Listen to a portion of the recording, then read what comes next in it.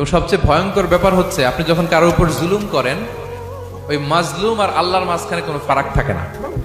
আল্লাহ ওই ফারাকের পর্দা উঠায় নেয়, দোয়া করলেই ওটা আরশে যে কবুল হয়ে যায়। খবরদার, মজলুমের কান্না কখনো বৃথা যায় না। জীবনের কোনো না কোনো সময়ে এর প্রায়শ্চিত্ত আপনাকে করতে হবে।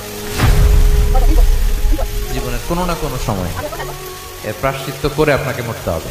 বদুয়া করছে ডাইরেক্ট কবুল। খবরদার আমার পেনাঙ্গের ভাইয়েরা, আমরা যেন জালিম না হই। In it's any form, operation in it's any form, যেই কোনো ভাবে, যেই কোনো ক্ষেত্রে, যেই কোনো ধরনের হইতে পারে জুলুম। কাউকে আপনি ছোট্ট কোনো কাজে ঠকালেন, বন্টন নীতিতে ঠকালেন, হ্যাঁ, জমি মেরে দিয়ে ঠকালেন, আমানত মেরে দিয়ে ঠকালেন, ইন ইটস এনি ফর্ম যদি জুলুম করে থাকেন, খবরদার, মজলুমের কান্না কখনো বৃথা যায় না। জুলুম শুধু আমাদের জন্যই হারাম না, আল্লাহর জন্য হারাম। আল্লাহ তাআলা বলেন হাদিসে কুদসিতে, ইয়া ইবাদি, হে আমার বান্দারা, ইন্নী হারামতু যুলমা আলা নাফসি, আমি জুলুমকে আমি আল্লাহ নিজের উপরে হারাম করেছি।